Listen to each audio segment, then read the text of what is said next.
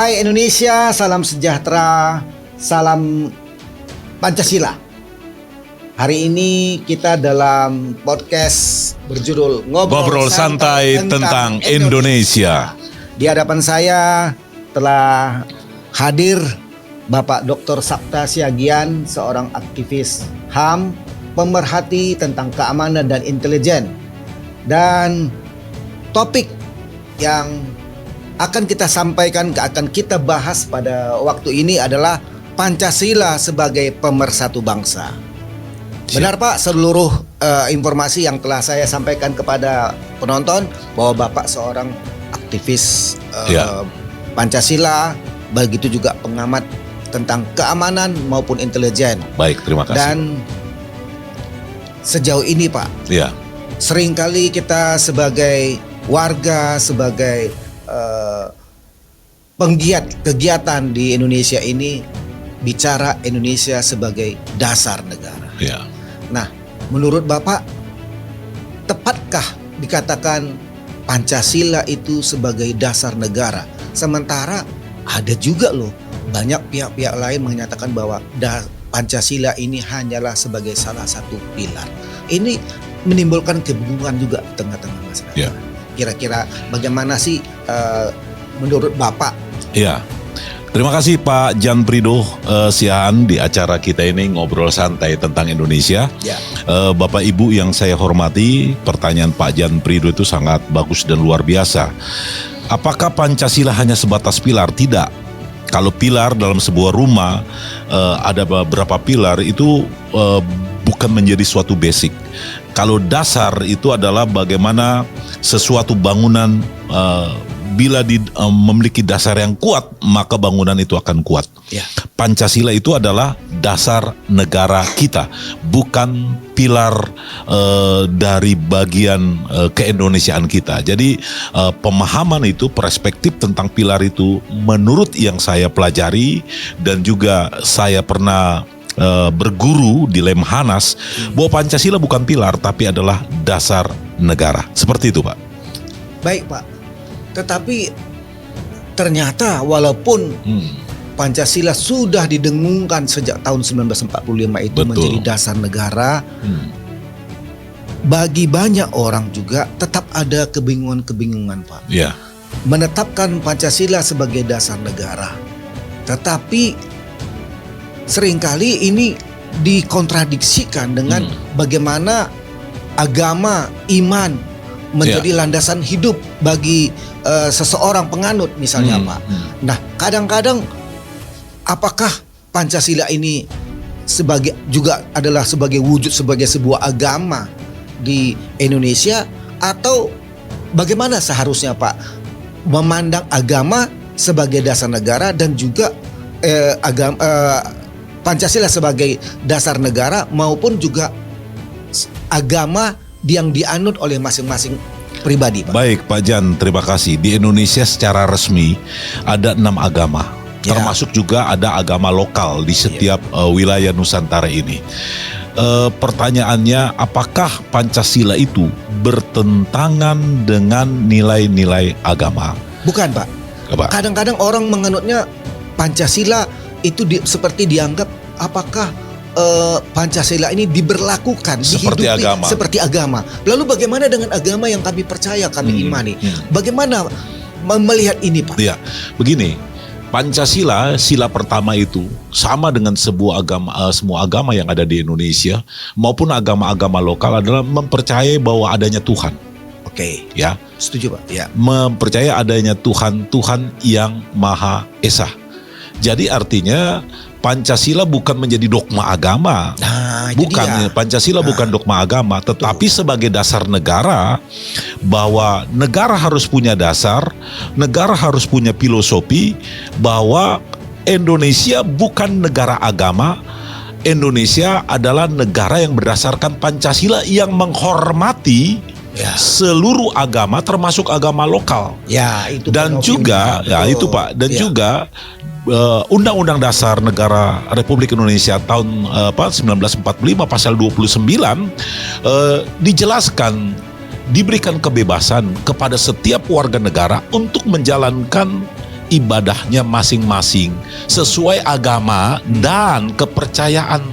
Jadi artinya Pancasila bukanlah dogma dari setiap agama-agama, bukan itu, tetapi Pancasila adalah sebagai dasar negara. Karena bicara agama tidak bertentangan, karena apa? Dalam Pancasila itu dijelaskan di sila pertama ketuhanan yang Maha Esa. Seperti itu, Pak. Oh, oke. Semakin jelas bagi saya, Pak. Karena kadang-kadang melihat kita terlalu bangsa Indonesia ini terlalu mengelu-elukan Pancasila, apakah ingin diberlakukan seperti agama? Nah, saya jadi tertarik lagi, Pak, menyangkut kepada tadi yang Bapak sebut, sila pertama ketuhanan yang Maha Esa. Bagaimana mengejawantahkan ini di dalam masing-masing di tengah-tengah penganut beragama, di mana tadi dikatakan bahwa ada 6 agama di Indonesia, resmi di Indonesia ini. Untuk bisa saling bertoleransi, Pak. Karena seperti yang dikatakan tadi, Pak, Pancasila ternyata menjadi dasar negara. Sementara warganya masing-masing boleh mengambil atau menganut salah satu dari agama yang resmi yang ada di Indonesia ini. Dan silakan juga mau jadi punya keyakinan terhadap agama lokal, itu kan pilihan, Pak. Agama lokal itu ada Sunda Wiwitan, ada Parmalim dan sebagainya, seperti itu. Nah, tapi bagaimana, kalau saya tahu sih, Pak, dari tiap-tiap agama itu ingin mengembangkan agamanya sendiri, silakan, agamanya masing-masing. Bagus. Pak. Nah, sementara di dalam Pancasila itu ada toleransinya. Nah, bagaimana menghidupinya nih, Pak? Gini, apakah kami bisa bertindak offense terhadap penganut agama yang berbeda untuk artinya masuk kepada agama kami gitu misalnya, Pak? Sementara ini kan termasuk undangan dan perintah agama juga. Setiap agama memiliki sebuah perintah, ada siar Betul. Ada siar dalam setiap agama. Nah, Pancasila itu hadir gitu. Mengingatkan kepada kita semua, silakan melakukan siar, itu kan amanah, perintah Tuhan gitu ya. Namun di sisi lain kita ini kan negara yang plural, negara yang beragam, mengakui perbedaan gitu. Saya kadang-kala bertanya, kalau Tuhan mau, kenapa Tuhan tidak menjadikan Indonesia satu agama saja? Tapi nyatanya enggak seperti itu. Kalau kita lihat taman, ada bunga-bunga yang ada, itu indah, Pak, dibandingkan satu tanaman saja. Kayak gitu. Jadi begini, saya ingin katakan, memang ini memerlukan apa yang disebut dengan kedewasaan dan sikap kenegarawanan gitu ya. Karena memang kita harus memiliki sikap toleransi. Semua orang Indonesia harus memiliki sikap toleransi. Toleransi itu artinya adalah mengakui perbedaan yang ada. Nah, kalau misalnya Bapak Kristen, Bapak punya katakanlah amanat agung gitu, ya silakan gitu. Tetapi memang tetap cerdik seperti ular, tulus seperti merpati. Nah, itu yang harus dilakukan bagi kita untuk melakukan hal itu. Nah, kita punya Pancasila mengingatkan kepada semua komponen masyarakat ya bahwa kita perlu bertoleransi.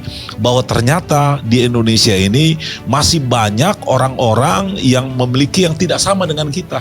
Terlebih masih banyak orang nggak tahu agama-agama lokal, misalnya saudara-saudara kita dari Kejawen, Sunda Wiwitan yang lain, itu pun juga harus kita hormati. Karena mereka juga adalah makhluk yang makhluk Tuhan juga yang harus dihormati, dihargai. Apapun kepercayaannya kita harus menghormati itu. Tapi ternyata di lapangan kan nggak seperti itu, Pak.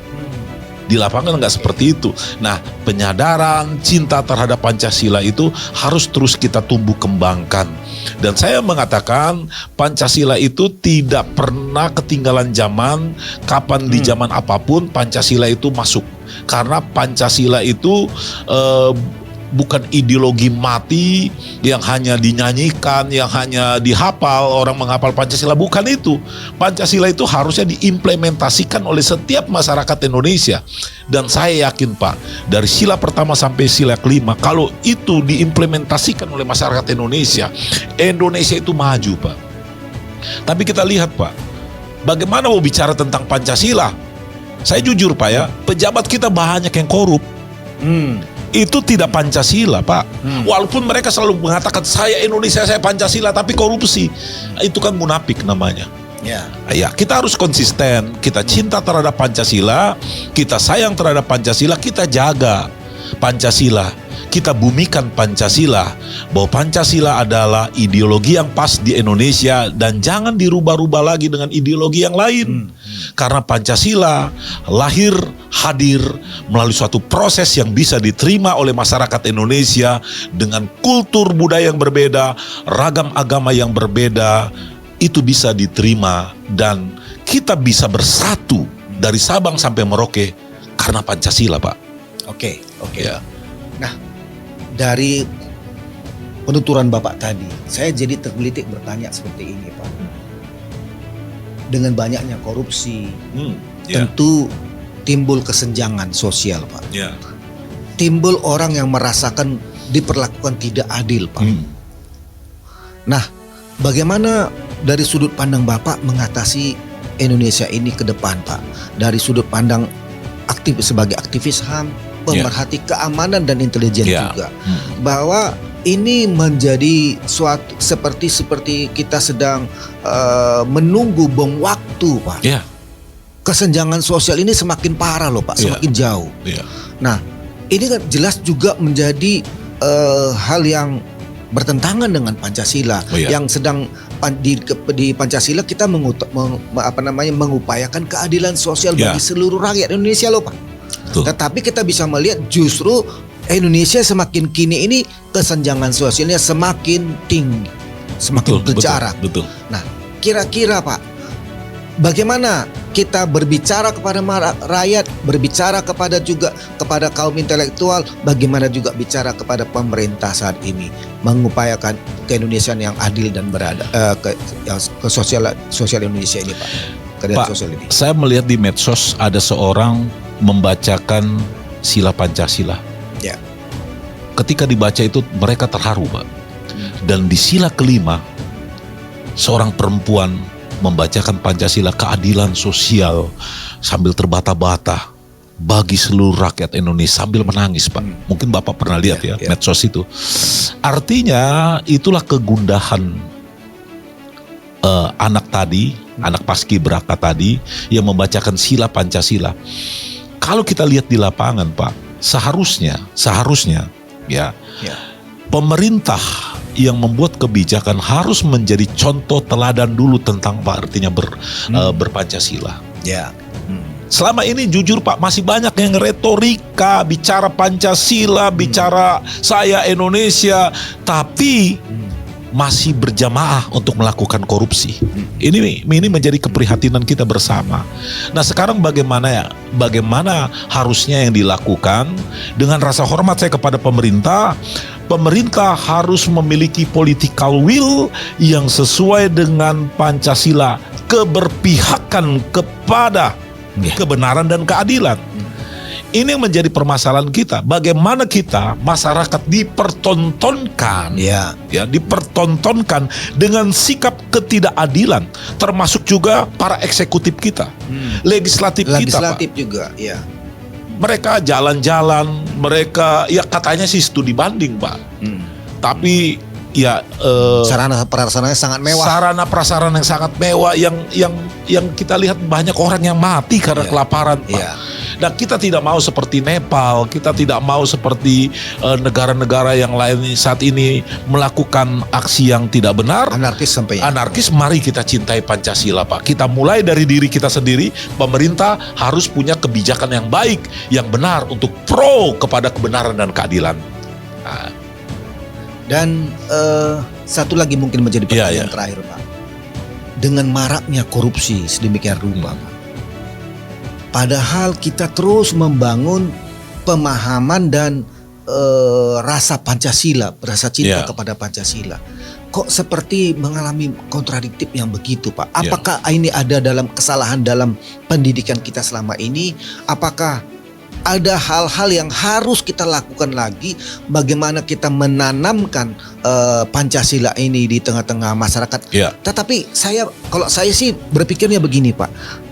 bukan lagi masyarakat yang menjadi objek bagi penanaman Pancasila ini, Pak. Ya, ya. Seharusnya kepada pejabat-pejabat ini, Pak, siapapun yang mungkin mendapatkan kepercayaan, dia justru harus lebih mencintai Baik. Pancasila ini, Pak. Tapi menurut Bapak bagaimana lah? Ini sebagai closing statement saya, Pak ya. Ya. Pancasila harus dimulai dari diri sendiri. Begitu juga dengan pendidikan, ada yang disebut dengan pedagogi.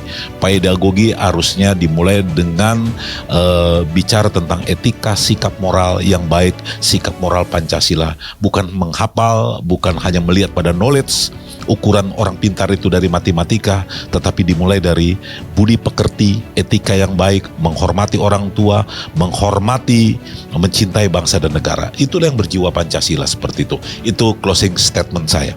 Terima kasih, Pak. Ya. Pak Sapta sudah Sama-sama, Pak. Saya sangat senang. memberikan penerangan bagi kita, mencelikkan kita tentang bagaimana Pancasila harusnya hidup di tengah-tengah masyarakat seperti ini. Inilah yang menjadi bagian dari pembicaraan kita, kiranya dapat memperkaya para pemirsa sekalian berbicara tentang ngobrol Ngobrol santai tentang Indonesia.